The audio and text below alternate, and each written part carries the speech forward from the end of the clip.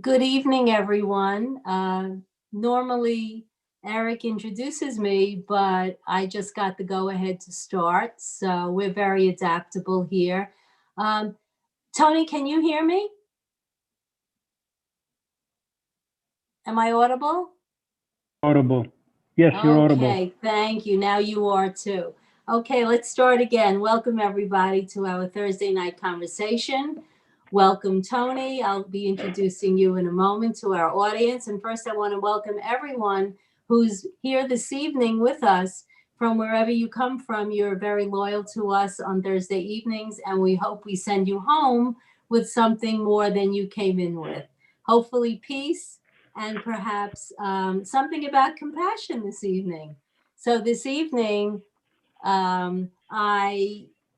the theme for the entire month of March, and this is our last session, is to keep calm, stay wise, and be kind. And I guess tonight we've finally gotten to the kind part because we are talking about this elusive thing called compassion that ensures happiness for all of us if we can figure out a way to do it for ourselves and for others. And we'll also be discussing ways we can observe being compassionate and how it plays out in life. So the blurb for this evening talks about compassion being the basis of morality. Arthur Schopenhauer said that if you want others to be happy, practice compassion. If you want to be happy, practice compassion. Now that was, that was the Dalai Lama, and it's Arthur Schopenhauer who said compassion is the basis of morality. And the last quote we have is, if we make friends with ourselves, then there is no obstacle to opening our hearts and minds to others. And that's Eckhart Tolle. So I'm intrigued with the notion of self-compassion because I know that I've learned here that whatever virtue we're talking about, I can't give away what I don't already have. And I don't know if the majority of our audience has had a background such as mine, but I will speak for myself in saying that I came from a home where I learned that I had to be the best and number one, and I was constantly beating myself up as a child, finding out that I could never be that perfect person. And I think that it was a form of self-abuse, which I'm very happy to say has been a lifelong education for me, culminating in my involvement with the Brahma Kumaris, who have taught me how to aim for perfection and have compassion for myself, and then move on to helping others as the most vital part of my life. And in fact, science does show us that our brains are actually, excuse me, wired for compassion, that we're not innately self-centered, that basically it's a human instinct that we all have to be compassionate. And, I just feel as though when I am compassionate, I'm getting out of my own way, I'm focusing on someone else. And then the question comes up, what's the difference between compassion and mercy? And I think that mercy is a much more objective, an action that I may do. I may forgive someone, but compassion involves a whole lot more feeling.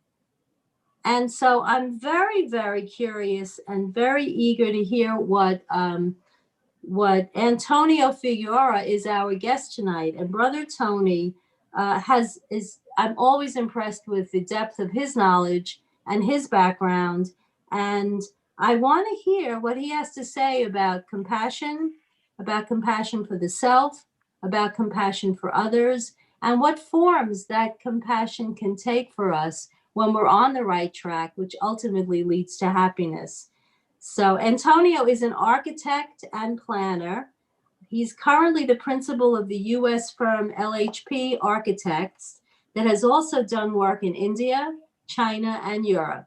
He served as deputy commissioner for a major New York City mayoral agency, and at one time was principal in a firm he founded in the South Bronx, which is one of the boroughs in New York City. He is a student of Raj Yoga meditation for 20 years, and his involvement with the BKs includes many things, such as facilitating retreats, participating in programs, and anything he can do to further the understanding of spirituality in the context mostly of professional life.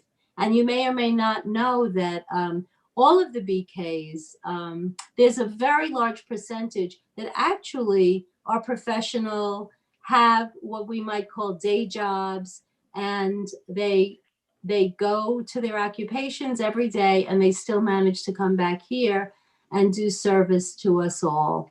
So my hat's off to them as examples of givers. And we're going to learn a lot about that tonight. So without further ado, I would like to introduce, may I call you Tony tonight, Tony? That's that's my name. That's what everybody calls me, Tony. There you go. I'm reading a formal bio here. And I just want to thank you for taking this commitment for us tonight.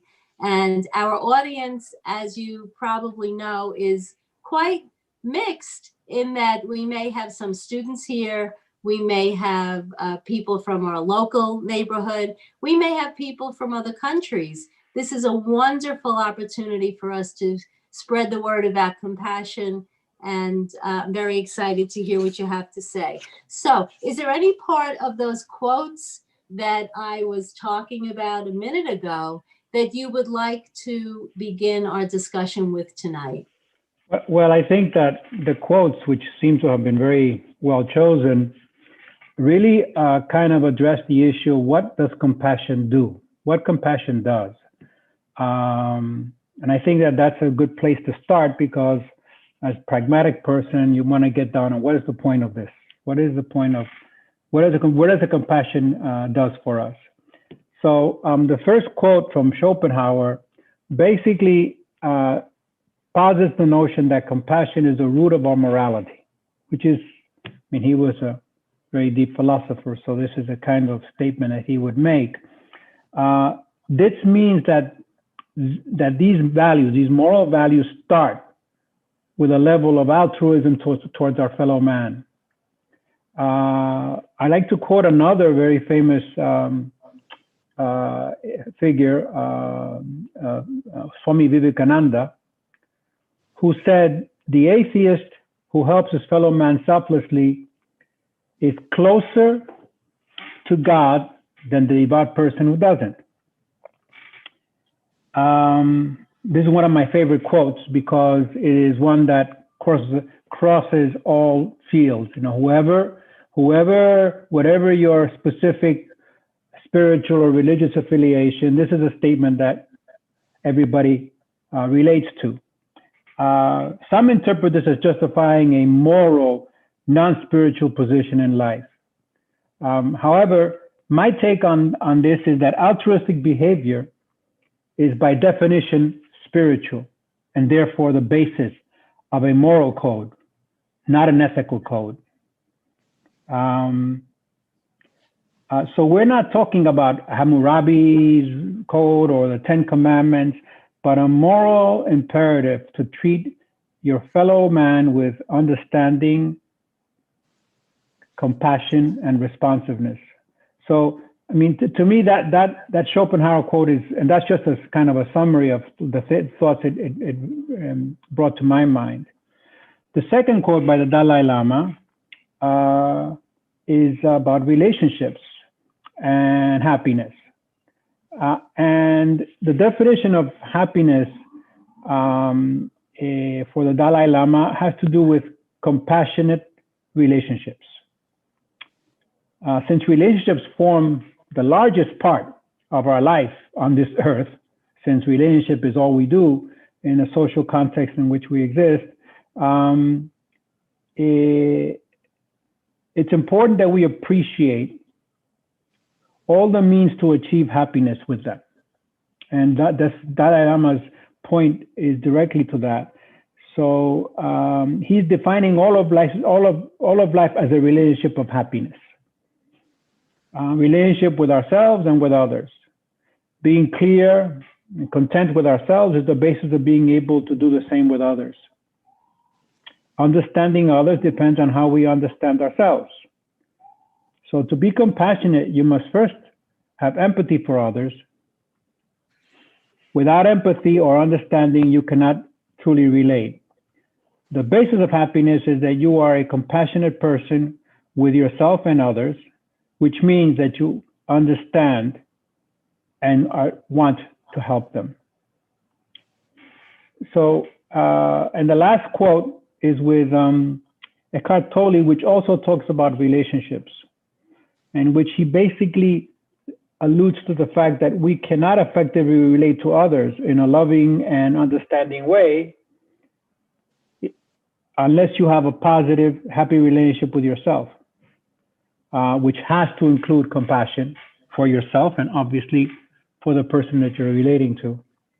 So these are the things that compassion, how compassion is reflected. And these three thinkers very articulately put the impacts of compassion. So I think often putting in what these things actually do is easier than to actually get at the full meaning of what compassion is, which we can talk a little bit now. I mean, I think that's my introduction to this is just listening to these very brilliant people and saying, okay, what is it that they're getting at? And this is, to me, my understanding. These people read compassion as a fundamental unit of our structure as human beings. Yes. And you brought up a very interesting point. I love the quote about the atheist who helps his fellow man selflessly, is more devout. I think you're talking about the man who takes an action, and an action can be a thought.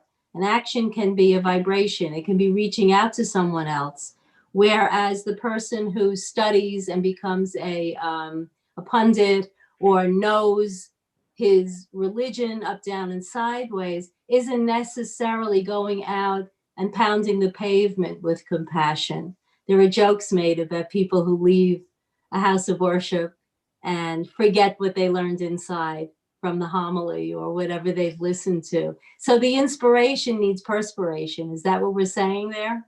Well, it's actually two steps. The textbook definition of compassion is sympathetic consciousness of others' distress together with a desire to alleviate it. It's an understanding and intent, and its qualities can include sympathy, empathy, commiseration. It's a type of emotional consciousness that defines how we relate to others, particularly those who are in the throes of any kind of internal conflict or adversity, or external conflict and adversity in some cases. Mm-hmm. Some definitions include pity, which basically denotes that you made an assessment of the other person's situation and you have compassion, and then you feel that they're unable to do anything about it or you're unable to help them. So pity becomes one of the emotions. However, that's not the action, that's the desire, okay? We have a desire we have an understanding of someone's feelings, someone's situation, because compassion is all about emotions, it's about feelings. It's not really at this point about doing anything. So the compassion is the first step. And so empathy is understanding. Compassion is understanding and wanting to do something, feeling motivation to respond. So so this consciousness that helps us relate to others in this deep emotional way, sometimes is deep enough to compel us to act, all right? And then we have to talk about what you were just referring to. What does that action come? What is a form of action attached to compassion? And here's why we return to Vivekananda and his advocacy for altruism. Because when you have compassion for someone, it is the beginning of altruism, as I kind of alluded before.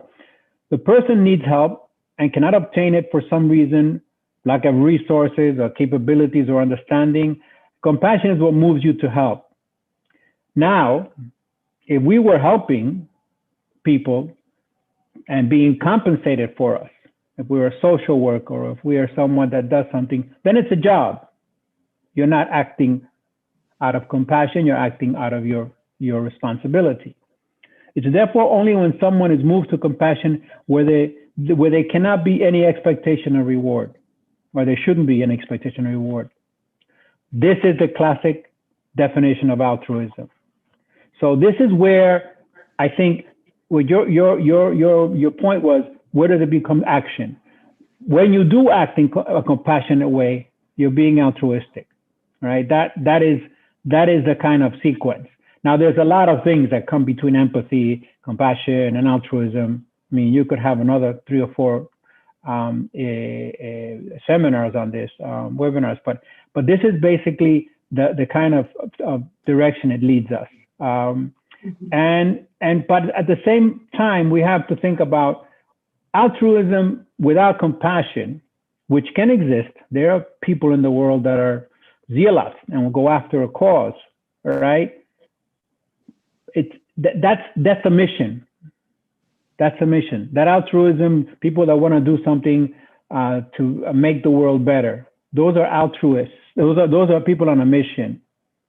Compassionate person has an underlying emotional engagement. It's an act of love, basically. It's when we act out of compassion to help somebody, it's an act of love. And I think that's the definition. That's what keeps us into the compassionate direction. So altruism can be many things, but one of the things that it is most associated with in my mind is doing something that cannot be compensated, and you're happy about it, and that makes you feel like you've accomplished something. Which brings us back to all the quotes, which says, "This was going to make you happy. This was going to make you possible for you to live a life feeling that you have contributed something, have addressed the needs of your fellow man and your own needs, for that matter, as per your initial discussion." So can we go back to Schopenhauer for 1 second? Is the implication that I can do deeds that appear to be altruistic, but not really have that love in my heart and not have that altruism? You can do things that are altruistic and that are genuine and not necessarily be compassionate. That history is full of these examples of people that did that. Can you give us some? Well, basically, the people that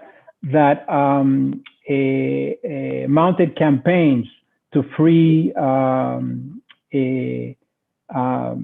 specific groups of populations, free slaves, free people that were in some way marginalized in society.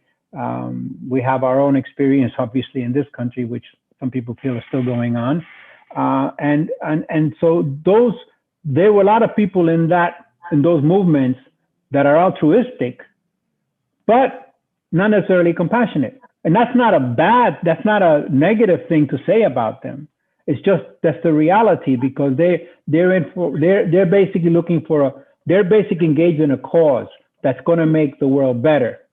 Whereas when you do this because you know someone who is in a situation that is affected by this, that has adversity in their life, and then when you follow this cause, you're doing it out of a certain amount of emotional engagement. It's not an idea to you anymore. It's a feeling. It's a feeling. It's a experiential feeling that you say, this suffering of this person is not appropriate. It's not right.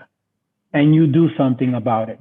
You help them, or you do something to help whatever situation is oppressing them. And that may be the cause. But it's two different motivations. The idealists, the zealots, want to change the world, the men, and that's not a bad thing. But the true compassionate people, the altruists that feel, are the ones that really have the underlying understanding of the feelings that are involved in this.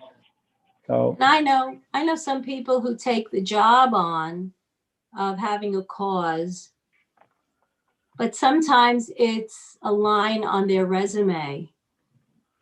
Sometimes there is not that real heart. So we can have an idea of it, and we can know the right thing to do. So is that kind of a third category? Yeah, there's a category of people that do this because they want to be on the right side of the world. They want to be on the right, not necessarily because they have a profound understanding of it, but because their basic issue is, this is the right side of the cause, this is the right side of the issue, of the argument. I'm going to be on the right side. I'm going to go for the right side. Not necessarily underlying. So these are people that, and these are also good people. I don't want to characterize them as in some way having a lesser position. They all have roles. As we say often, everybody has a role in life. But we're talking about compassion tonight. So, and that's the most important thing, is that compassion can move you to action. And that action generally is an altruistic action. Very few really, if you help somebody because you're going to be compensated, it's not compassion, it's your job.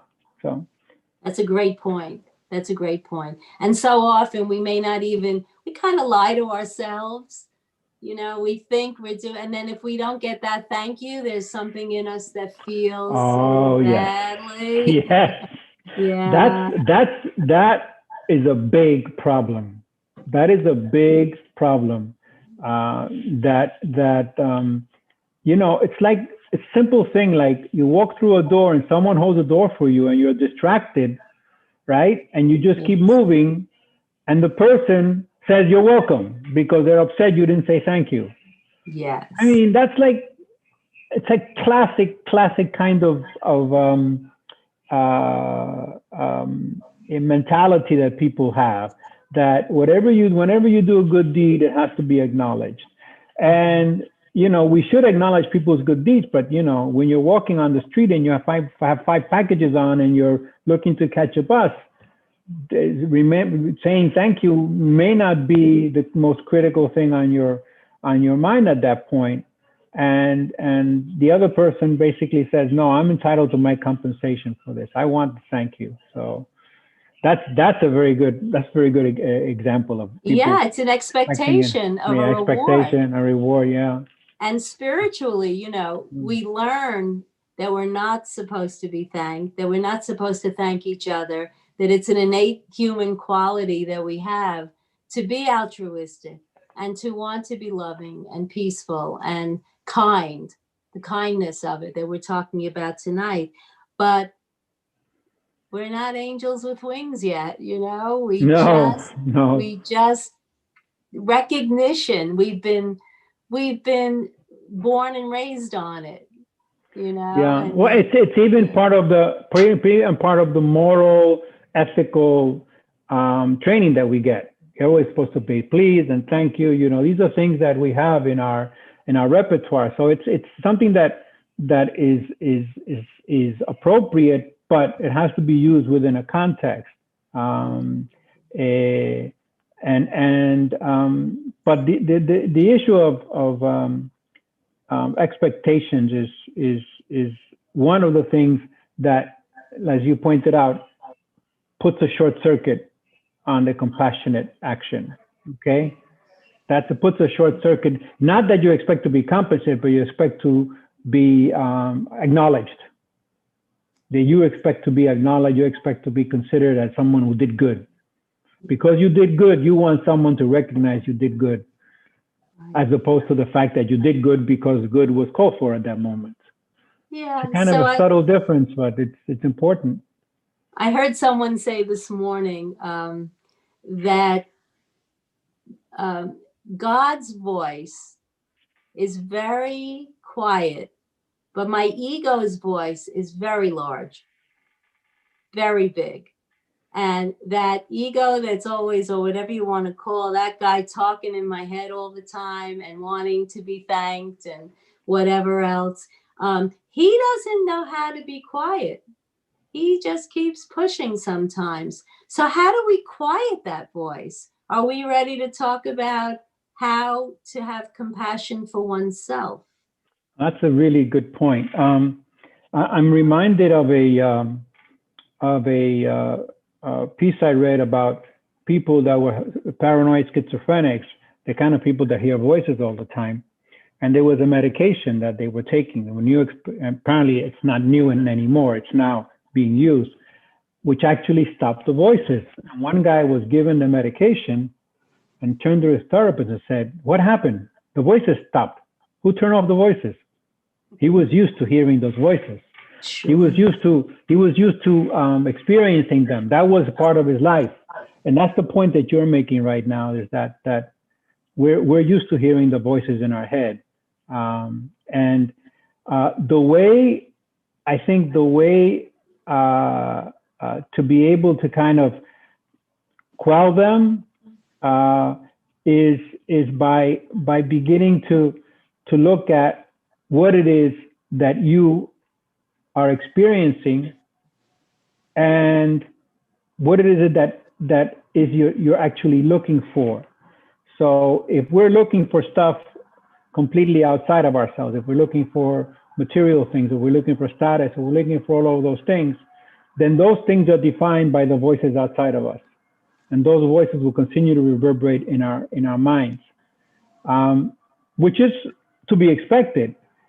But when we take those voices outside, where we strive for professional, intellectual, artistic, whatever accomplishment, and we bring them inside and make them permanent in our life, then you got a problem. Then you're not treating yourself well. Then you're not addressing your own needs. You have to be addressing the needs of the exterior world. You have to live. You have to get a job. You have to be able to hold that job, and that may require, development, and that's fine. And that's the way. And I'm a professional, so I very much understand what those things are about. I mean, I'm still practicing architect, so I'm very much in tune with that. However, when you get back to yourself, you have to be able to quiet the voices. Let me tell you, in my experience, one of the things that's most, for me, most striking is that when I started my studies at Brahma Kumaris, I lived a life of stress. Actually, I liked stress in those days. It motivated me. It moved things. We did things. It made things happen. Tension was something that made actions happen. So, and on occasion, when I was able to kind of make an effort to kind of calm myself down, I actually did something to kind of calm myself down, that was a special effort, but I managed it on a few occasions. Otherwise, I would have been crazy by now. I would have been an insane asylum. What happens now is I still have the same tensions. They haven't gone away. I still work in the world. But my default is not tension. My default is not conflict. My default is quiet and peaceful. If I'm left alone, if I don't have emails, if I don't have calls, if I don't have people wanting, things from me or wanting me to do things, I'm able to sit by myself and say, okay, this is great. That, I think, is the most important thing we need to think about in how we structure our lives. So one thing is there to be all these voices outside of us demanding and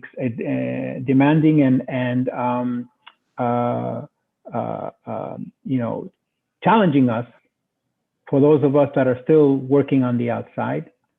The other thing is to bring them inside with us. So compassion for yourself is to say, when I cross the threshold, I have to be for myself. I no longer have to be carrying on. Why did this person did this?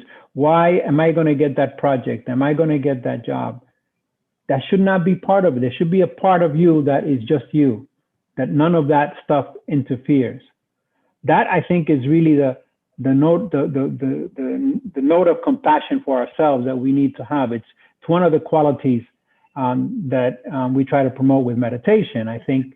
And I think that it's one of those things that is really critical to our existence. I mean, it is to mine, because if I had continued along the road I was going before, I would have been, really very, very stressed out. So I think that's one of the things about compassion to the self. And I'm sure there are other examples that you can look, but that thing about the voices in your head, one thing is for you to have them chemically because you have a chemical imbalance. The other one is for you to invite them in and leave them there, and then engage with them when there's no need to engage with them. That's like, you're giving them free rent. Yeah, they're coming in, and there's no reason for them to be there. They're occupying your space, and you don't have a place to live. So, you know what I love? Do you remember the movie A Beautiful Mind? Russell Crowe. Yeah, I saw that.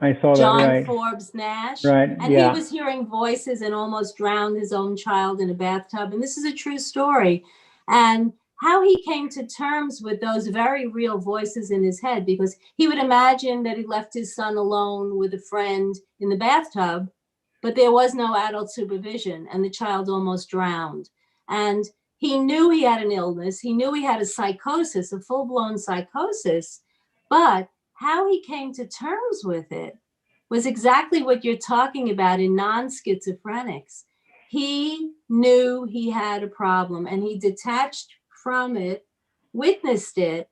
And when they came knocking on his college classroom door to tell him that he had just won the Nobel Prize, the first thing he did was call a student out into the corridor and asked the student if the gentleman who came to see him about the prize was really there.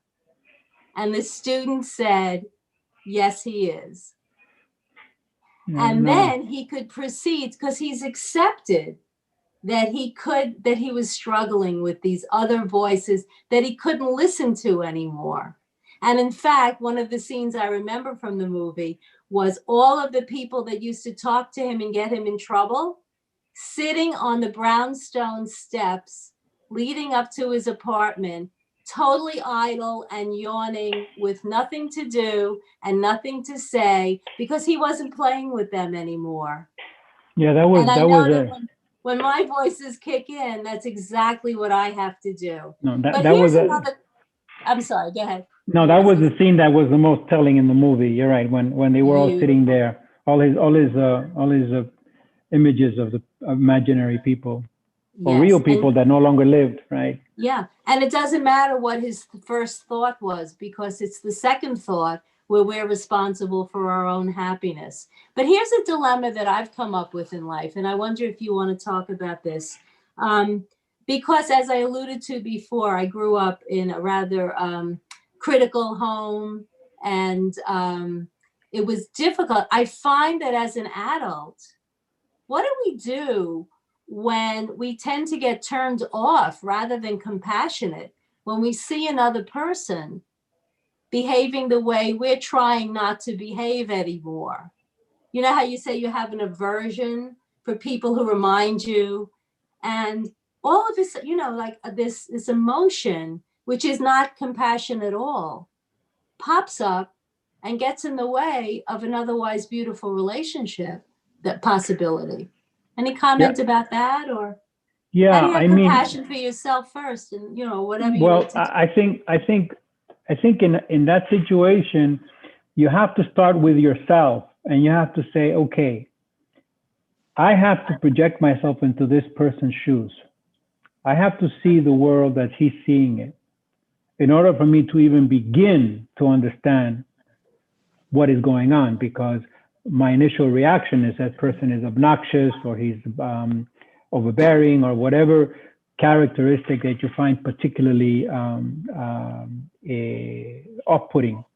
So you have to look at the person, and you have to try to get into their shoes, because invariably, if you do, you find out that there's, even if you don't know them that well, you find out, if you try to do that, you find out there is some perspective of that person that you miss on first glance. And if you get to know the people a little better, you probably can find more reasons and more understanding of what their behavior is. Now, it's not that their behavior is appropriate, a response to whatever situation they're reacting to, is that you understand. And part of compassion, the first part of compassion, is to understand what is going on in a person. So at the very least, you try to understand. Okay. The other part about trying to do something about it, well, that becomes more complicated. But if you start with saying, okay, let me understand where this person is coming from, then you're in a position to, at least you have a 50-50 chance of going one way or the other. I mean, you may still have a problem because the person is very aggressive, and you have to do something, to deal with the situation that may be problematic for you. But even in that case, your understanding of that person makes it easier for you to act in the appropriate way. Instead of making a conflagration, you might be able to do something that kind of puts a situation a little bit lower level. So I think the most important thing is, in this situation, the problem is, if you yourself have no compassion for yourself, if you have similar qualities, then you got a problem, because then your position, right, is that I'm going to confront this person. No. So it's only if you have a situation, only if you've understood yourself, and even if you have similar qualities, you're able to deal with them, then you can begin to look at this person and say, okay, I'm going to figure out what's going on with the person before I react. I react. Respond.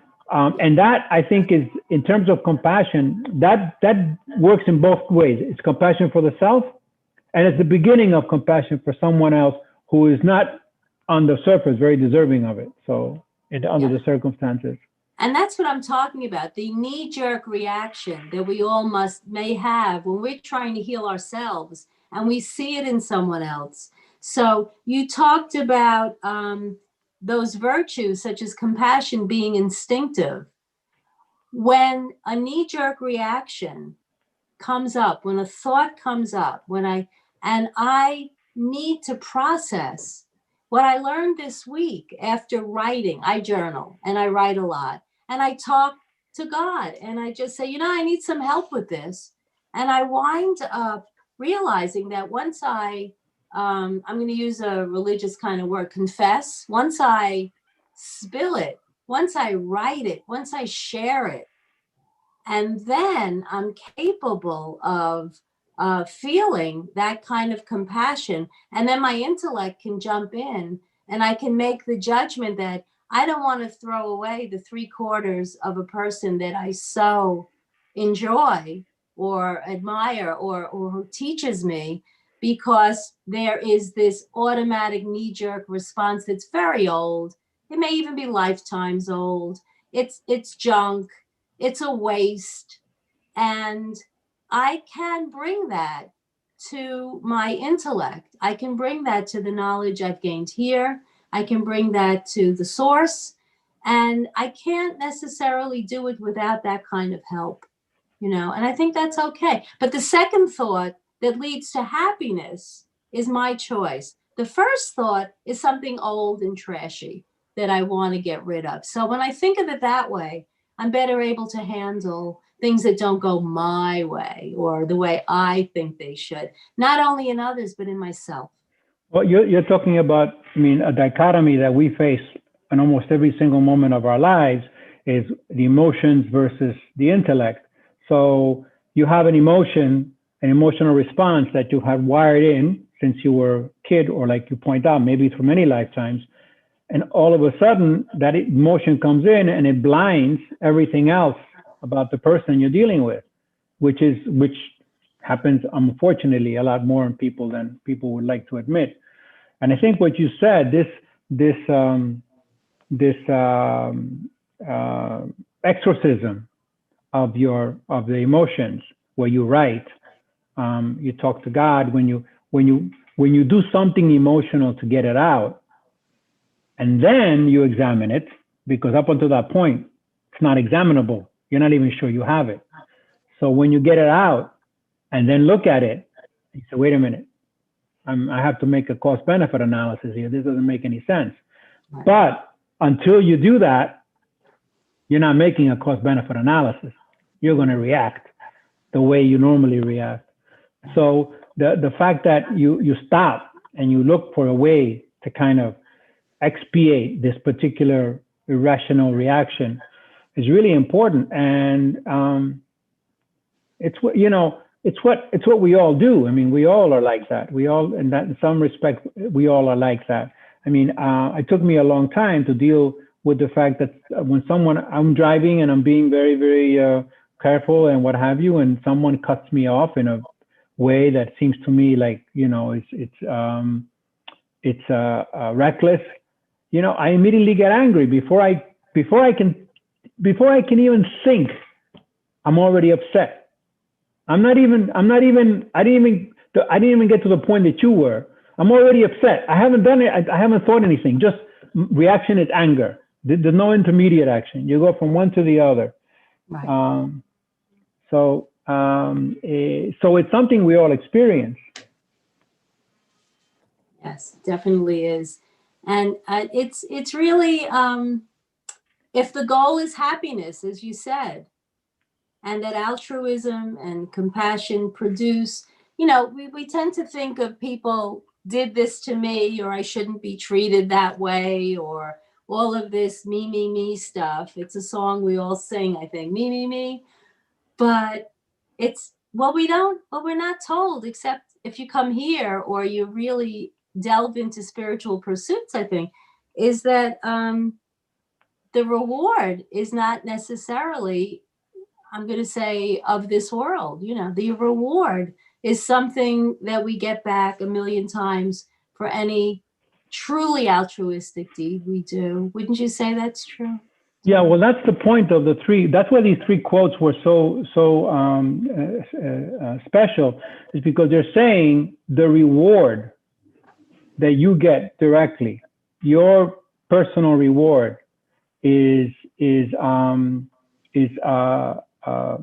very unique, and it's different than the reward you get from a job or something else. It's a reward that is emotional. It's not a material. It's not an ego reward. It's an emotional reward. It's altruistic. It's compassionate. Those rewards of a different order of magnitude, different quality.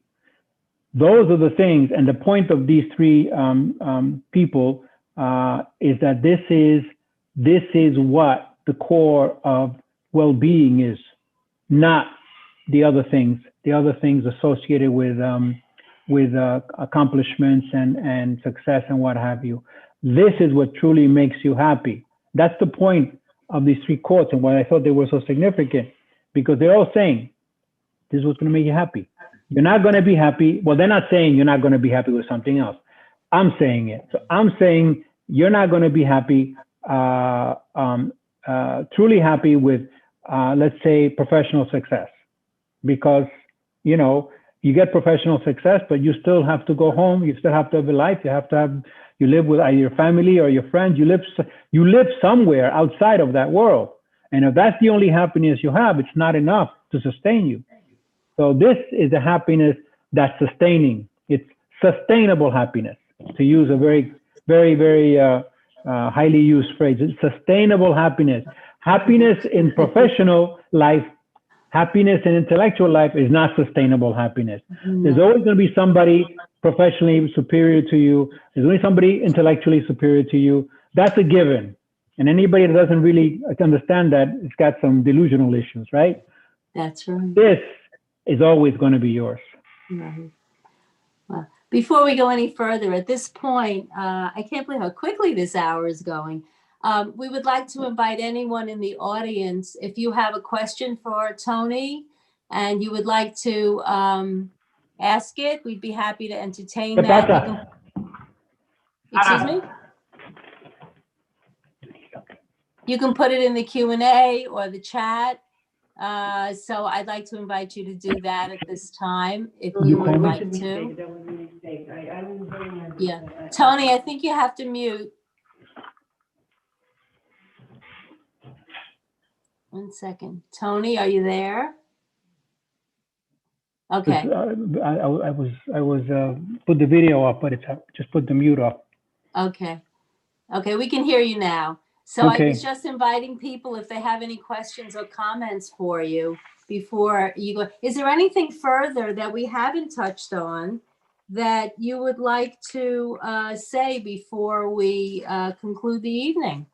No, that pretty much kind of takes us to all of the extent of all these issues. I think that we did together we kind of covered a lot of ground here. So I'm very happy about this. Okay, well, right now I'm not seeing anyone. Don't be shy, audience. If you would like to ask Tony anything, or perhaps, can you think of, as long as we do have time, an incident in your life where you were the recipient of compassion? We haven't talked about that. Yeah. On more than one occasion,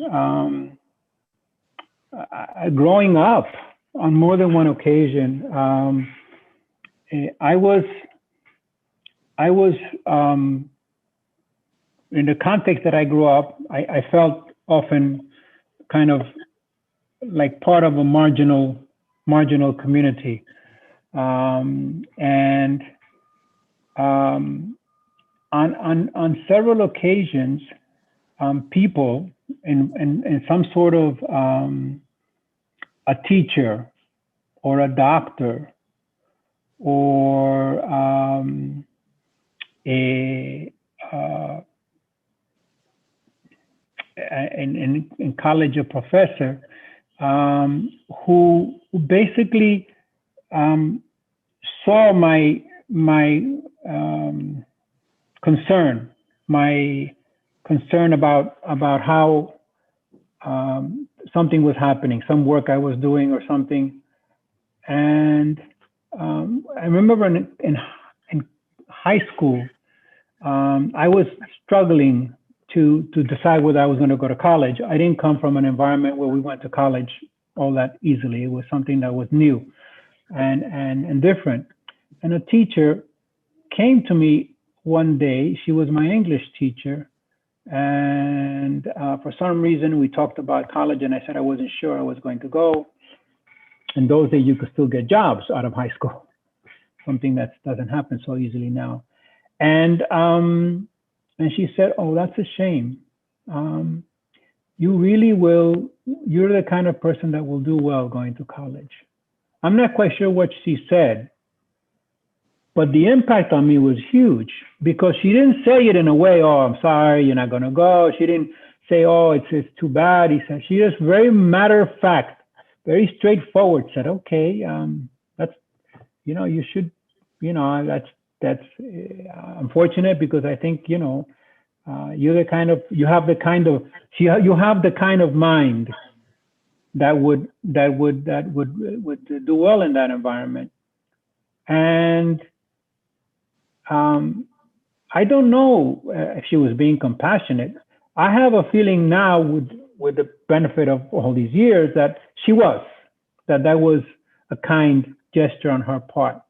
And because at first it was just an objective statement she was making, but she was being compassionate.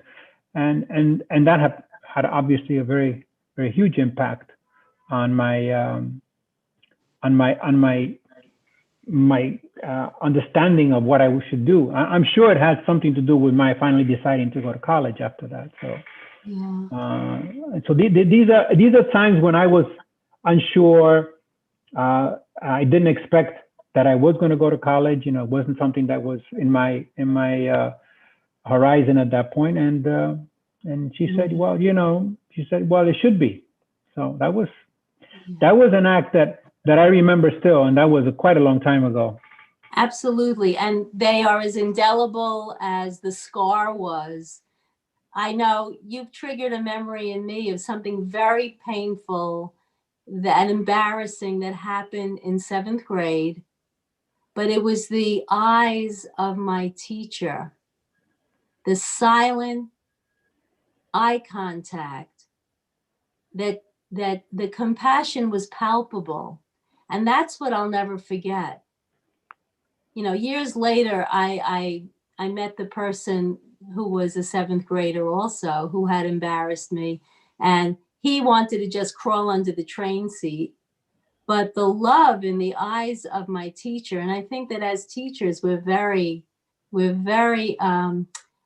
shouldn't miss opportunities to be on the kid's side rather than ignore it. And I think we can be compassionate without a voice. We have 2 questions on the chat. I have one. Do you have Dan? Do you see what Dan asked? Yeah, Dan. Yeah. The relationship between compassion and tolerance. Yes. Okay. We spoke to that a little bit when I talked about when someone is in front of you that's being difficult, being obnoxious or overbearing. You have to get into their skin. As your first act, before you do something, before you respond, you have to get into their skin. And your question specifically is that once you get into their skin, once you think you're into their mindset, that's when tolerance comes in. Because tolerance then is informed. Because you looked at what they did. You've looked at what you think, how you think they're thinking. Whereas if tolerate someone without trying to understand them means that you have to just accept what's going on. Whereas if you try to get into their mindset and then you say, okay, I'm going to tolerate this because this is the best, most appropriate action, then you're doing tolerance out of a certain amount of understanding, certain knowledge, which is a lot easier and a lot more effective than tolerance that just kind of ignoring the person and not wanting to deal with them at all. So, and I think there was another question. Yes, Nicole wants to know how we can quiet the mind. A small question. Oh, wow. Okay. Okay. We saved the easiest question for last, right? Quieting the mind is a process that takes a long time. But basically, it starts with making a space for yourself versus for everybody else. You have to be able to say, okay, I am now looking at myself. What do I need? You're often, if you're a mother or a sister or a relative, if you have come from a family, you're always thinking about what does so-and-so need? What does my son need? What does my sister, what do they need? If you're a person that likes to help people, you're always focused on, okay, what am I going to do for this person? Okay, you have to add yourself to the list of people you're helping. You cannot just make it, I'm helping other people. I have to help myself. So you have to put yourself at least at the same level as everybody else, as your sister, your brother, your mother, your son, because you are just as important as they are, believe it or not. And if you don't help yourself, your ability to help them is diminished. So the first step is to be able to put yourself as one of the people you help. And then the way you help that is by looking to kind of separate the material world outside that you have to contend with, and the internal world inside, which is your emotions, yourself, which we consider the spiritual part of you. So, and meditation is for us the most important tool for making that separation. When you meditate, you're making that separation between the world outside and the world inside you. That's the most critical tool that we feel is necessary in that, because until you make that separation, and it's a very, very important question, you really are not moving at an appropriate speed. You have to make that separation so you at least can know what's happening to you that's good or bad. Because generally speaking, you make what's happening to other people value what's good for you and what's bad for you, which is not the case. Which is not the case necessarily. So that's a short answer. Long answer will take a couple of hours, so we can't. Yes, and we only have a couple of minutes, but that's a beautiful point that you made. And I'd like to use that to segue into a little meditative commentary, just a few minutes. We usually stop around 8, and I see we have 3 minutes to 8. So if you would be kind enough, Tony, to guide us in a little reflection of all the beautiful things we've talked about this evening, and just put a little icing on the cake for the evening. It's been so lovely. Thank you. Okay, so everybody kind of, are we going to have music for this or just my words? Oh, you're going to have to listen to my voice. Okay. It happens often. All right. Yeah. So you just kind of center yourself, and then imagine that you're free. You're moving free of the envelope of your body. You just centered, and then you're slowly moving free of that envelope. And you go to something calming and familiar. You go to an inlet, a lake, something still, and you move along that, moving first slowly, then faster. Since you don't have a body to detain you, you can move as fast as you want. And then at some point in this horizon of water, you begin to lift. And you go to the stars. And you move through the firmament. And you're gliding quietly at very, very fast speed. Speed is no longer part of your consciousness, just movement. And you break through the stars. And then you are actually completely outside of all these material definitions. There are no stars, there's no earth, there's no body. There is just your own pure consciousness moving through a place that is no longer space nor time. And in that place, you're looking at a point of light, a bright, cool point of light. And that consciousness of yourself in that point of light, at that point in that consciousness, you are totally free of all material, universal trappings. At that moment, you have left all of that, and what's left is your pure self.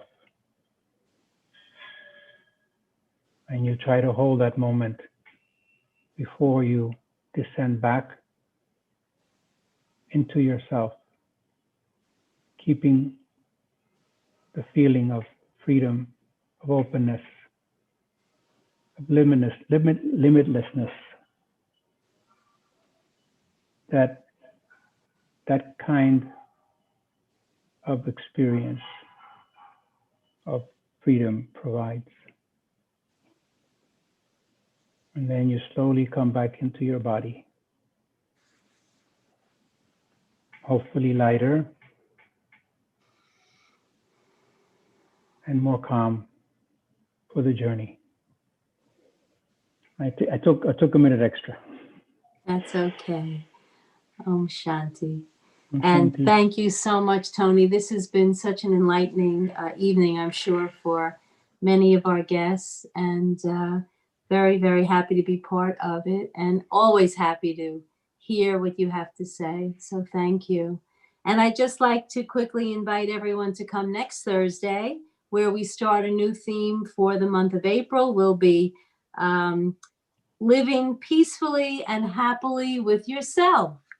So, and the topic on Thursday, April 1st will be make your mind your best friend. So we'll be able to spend the hour on something we just touched on tonight. And I hope you will all have a very beautiful week filled with compassion for yourself and for others. Thank you again, Tony. Thank you all for coming this evening. Om Shanti. And Om thank you, Shanti. Louise. Thank you for inviting me. Thank you both, Tony, Louise, and everybody for joining. Come back, our insights next Thursday. See you soon. Again, Tony, thanks a lot. Okay. Okay. Thank Om you. Shanti, everyone.